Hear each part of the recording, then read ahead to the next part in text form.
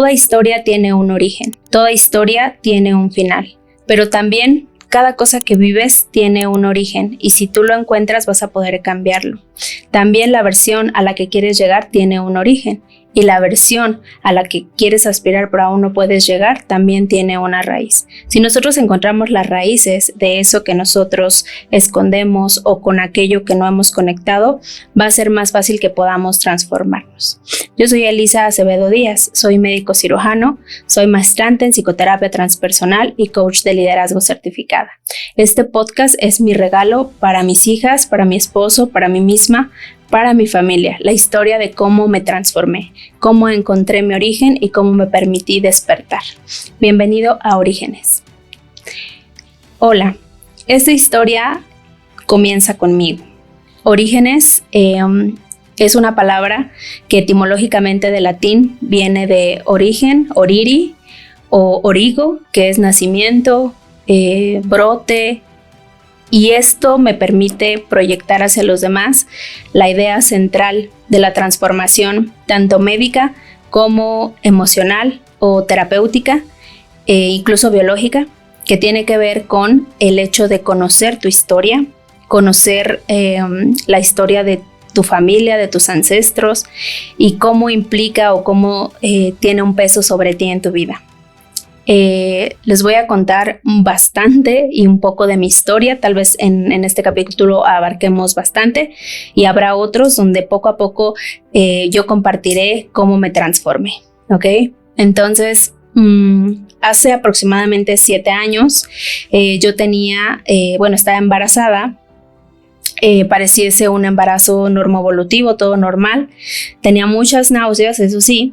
Y tuve un embarazo de alto riesgo. Mi bebé nació muy prematura, muy chiquita. Estuvo en terapia intensiva, estuvo en incubadora. Ella no estuvo en terapia intensiva, pero otra hija que tengo, que es otra historia así, por eso se me cruzaron los cables.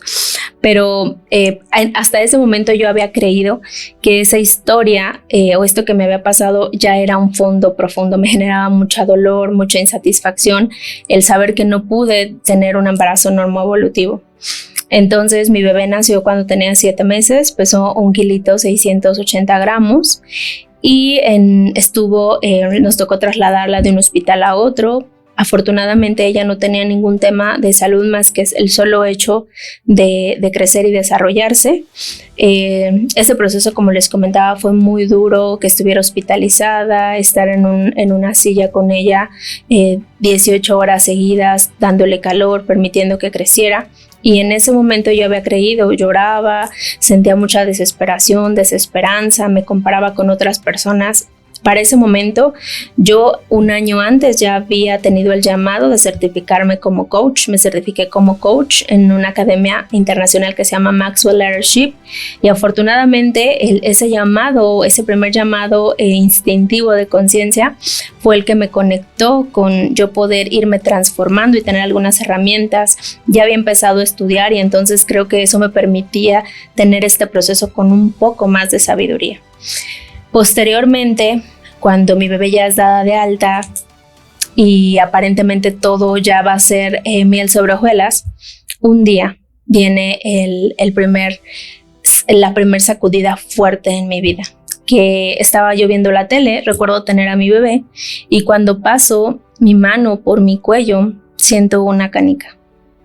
Esta era una canica aparentemente de bordes regulares, pues cuando es médico es importante que si es de bordes regulares, que si es irregular, que si está adherida a planos profundos. Bueno, en ese momento pasaron 1000 cosas a mi mente. Y cuando toqué esa bolita sentí un escalofrío muy profundo en todo mi cuerpo. Realmente es algo me decía que algo no estaba bien con mi cuerpo. Yo venía de este proceso de haber sentido mucho dolor profundo durante todo el embarazo, sentirme muy sola porque mi esposo viajaba mucho, mis papás no estaban cerca de mí. Yo en ese momento tenía un excelente trabajo. Bueno, yo he sido mi propia jefa, estaba en un buen momento en mi trabajo económico, pero pareciese que algo estaba desconectado de mí sin que yo supiera que estaba desconectada. Entonces, ese mismo día recuerdo que en la noche le dije a mi esposo, sabes que yo no puedo esperar, ¿no? Yo puedo, vamos con algún amigo médico y que me haga el ultrasonido. Le llamé a un amigo y me dijo, sí, vente. Fuimos a la noche al ultrasonido y cuando lo vi dije, no se ve nada bien, ¿no? Hay características en lo que yo tuve, que fue cáncer de tiroides, que es calcificaciones, vascularidad aumentada. Entonces cuando yo vi eso dije, creo que no se ve nada bien, ¿no? En ese momento no sabíamos qué era esto que les estoy diciendo, ¿no? Fue una incertidumbre, pero yo pues sí sabía que algo no estaba bien con mi cuerpo. Entonces pues se siguió lo que se tenía que hacer, ¿no? Se recurrió a un especialista para hacer una biopsia y recuerdo ese día ir con mi esposo, mi bebé tenía 2 meses. Y recuerdo recoger la carta, la gran carta, ¿no? Y abrir el resultado, que escalofríos cuando nos entregan una biopsia y vemos el resultado, ¿no? Entonces recuerdo haber visto cáncer papilar de tiroides, ¿no? Como médico he de decirles que me dio gusto saber que era papilar y no otro, porque el papilar tiene un alto grado de curación, ¿no? Entonces, ese escalofrío tan profundo, ¿no? Para los que están pasando por esto, quiero mandarles este abrazo fuerte y cálido, porque abrir esa carta con esa noticia, híjole, y luego aparte de todo decírselo a la familia, creo que es algo fuertísimo, ¿no? Espiritualmente, energéticamente es algo que transforma a una familia. Entonces de ahí pues empezó toda la travesía, ¿no? Creo que algo que me ha caracterizado es la valentía. Y decidí hacer todo el proceso rápido. En mi vida hubo muchas personas que me ayudaron, familiares, amigos médicos que la verdad ahora sé que la vida los puso allí por algo, que me conectaron con buenos médicos para decidir dónde me operaba. Y cuando me operaron, pues imagínense, dejar a mi bebita sola fue uno de los retos más difíciles, ¿no? El hecho de decir, si dejas a tu bebé, pues no, está muy pequeña, no eres buena madre, pero era eso o esperar a que tal vez o no, ¿verdad? El cáncer en ese momento me daba miedo que se expandiera. En ese momento creía que el cáncer controlaba mi cuerpo. Entonces, de los momentos más difíciles fue el partir, aunque yo sabía que pues la bebé estaba muy bien cuidada, ¿no? Con mi madre, mi hermana, mi esposo haciendo ahí una trinchera de protección con mi pequeña bebé. Y pues inicié el camino, ¿no? El camino del guerrero. Viví durante este proceso muchas noches oscuras del alma, que es este proceso que San Juan de la Cruz nos describe como este rompimiento, ¿no? Del ego. Y uno de ellos fue cuando me dijeron que era cáncer, otro fue cuando dejé a mi bebé.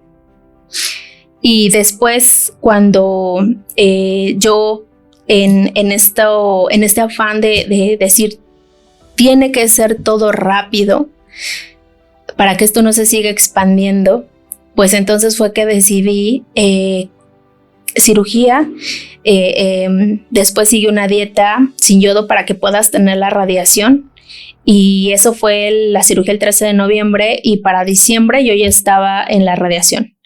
La radiación para este tipo de enfermedades, híjole, es algo fuerte, chicos. La radiación para el cáncer de tiroides es yodo radioactivo. Y aquí es donde entraron, cuando empecé a conocer más de esto, entraron en mi mente muchas cosas que me han transformado. Pero cuando estuve en el hospital, te dan el yodo radioactivo, es una toma, y entonces estás aislada en un cuarto de plomo para que la radiación que emite tu cuerpo al tomar esta sustancia no dañe a las demás personas y les afecte sus órganos y su tiroides, y te hacen firmar en las reacciones secundarias que puede ocasionar cáncer. Y entonces allí viene uno de los mensajes poderosos, ¿no? Como a veces en la dosis que tenemos de un veneno también está la cura.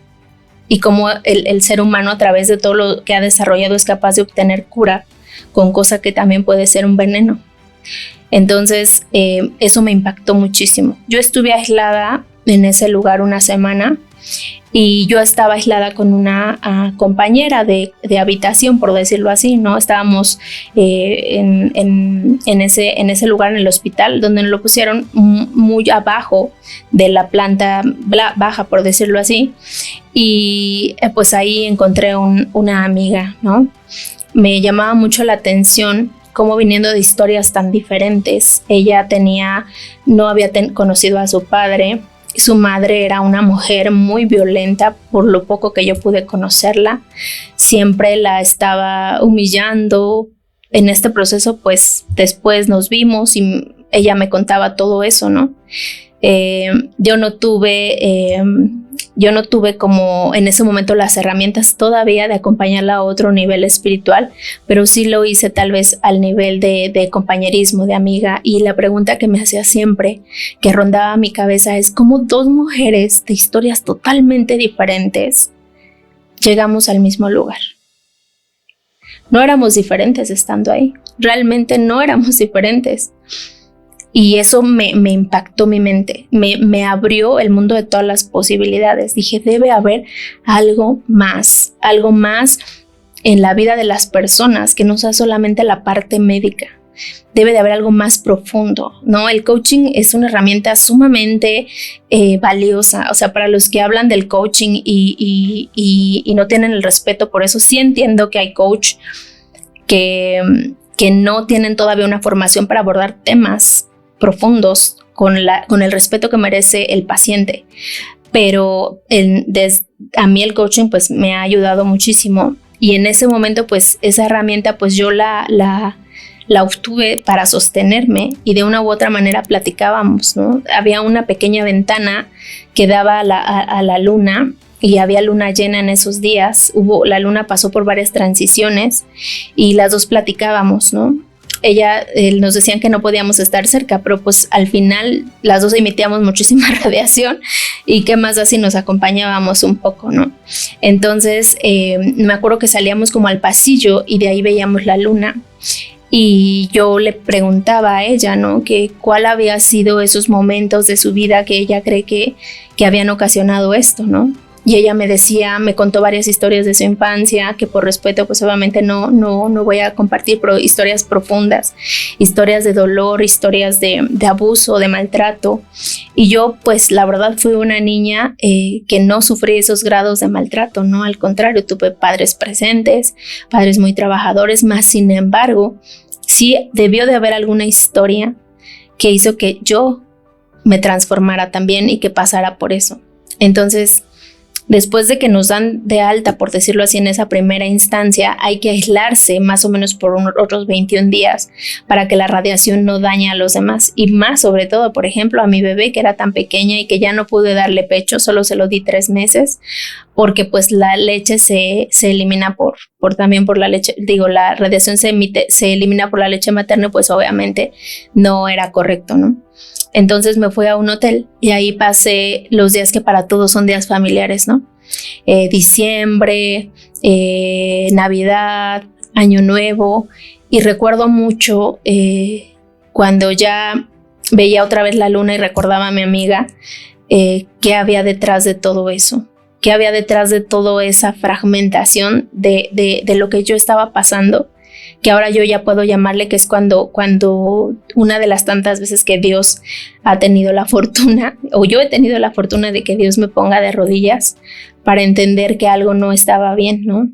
Entonces, viendo la luna y recordando a ella, empecé a tener muchísimas ideas, y ese día recuerdo haber, de las tantas veces que le preguntas a Dios el por qué, ¿no? Todavía estás en ese nivel de conciencia donde quieres que Dios te dé las respuestas. Entonces me quedé dormida orando, me quedé dormida estudiando, recordando a esta hermosa alma que había conocido, y entre sueños recuerdo que Dios me dijo algo súper poderoso. Me dijo, estás en tu mejor momento. Perdón.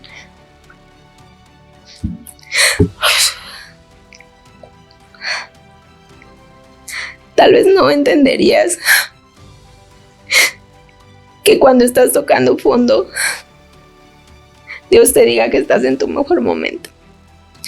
pero fue cuando ahí llovió sobre mí muchísimo significado. Yo tengo un nombre hermoso que es Elisa, pero me llamo igual que mi abuela paterna, y ella falleció de cáncer de mama. Este suceso en nuestra familia paterna ha sido un suceso que ha bañado de sufrimiento a toda la familia. Mucha impotencia, mucha culpa. Entonces, cuando Dios me dijo eso, dije, exacto. Le agradezco mucho a mi abuela, fue una gran abuela, muy cariñosa, muy presente, muy linda. Y recuerdo que dije, yo no voy a morir. Yo no voy a morir. Y sé que ese llamado, ese mensaje, que tal vez las personas que ahora están pasando por una situación difícil, el que te digan es tu mejor momento, dicen, pero ¿qué te pasa? ¿Estás mal? No lo sé. Dios me dio ese mensaje, ¿no? A través de meditar, a través de orar, de contemplar, de los sueños. Y entonces, cuando decidí que no iba a morir, dije, entonces tengo que transformarme. Esa fue otra vez que viví una noche oscura del alma, un nigredo para los alquimistas.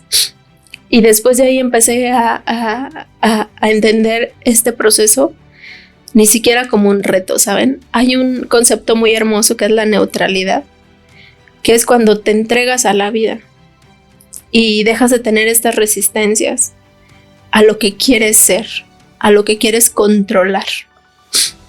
Entonces, seguí estudiando, estuve todo ese tiempo conmigo. No le llamo sola porque ahora para mí el valor de estar contigo es algo súper valioso. Y de ahí pues empezó otro gran camino, donde tenía unas ganas y una sed de volver a ver a mi bebé, cuidarla, donde dije, me voy a transformar, esto no va a quedar así, voy a seguir estudiando. Ahí fue donde tomé la decisión de hacer programas para ayudar a otras personas, programas integrales. Yo como médico me dedico sobre todo a medicina funcional, bariatría, que es el control de peso, pero dije, a mí ya me gusta hablar con mis pacientes, pero muchísimo. Me encanta platicar con ellos y que me cuenten de su vida. Entonces, pues prácticamente dije, tengo que hacerlo más profesional, y fue cuando decidí que iba a estudiar algo, ¿no? No sabía qué, lo que después se convertiría en un camino de honor, que fue la maestría en psicoterapia transpersonal. Y esta historia,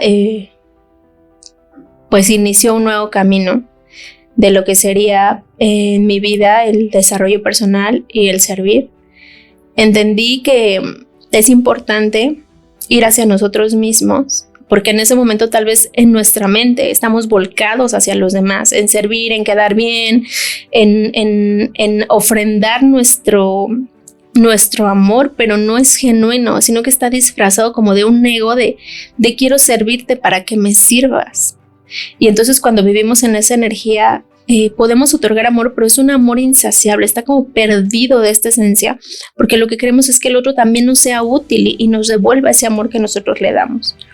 Pero sí creo que es importante pasar por este proceso donde después de que tú crees que sirves, porque esa parte es una interpretación de ti, no es la realidad, o sea, aguas, porque a mí eso me pasaba, o sea, yo sentía que me desvivía por los demás.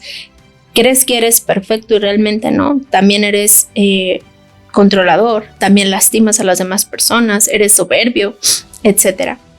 Entonces, cuando pasas por esa fase de soltar todo eso a lo que perteneces, que no es realmente tu verdadera esencia, es cuando retornas a entender que tu energía tiene que ir hacia ti, ¿ok? Y tiene que ir hacia ti, no para que tú te quedes con esa energía solo en ti, ¿sí? Lo importante es que esa energía regrese a ti, porque si tú te vas, van a sufrir muchas personas.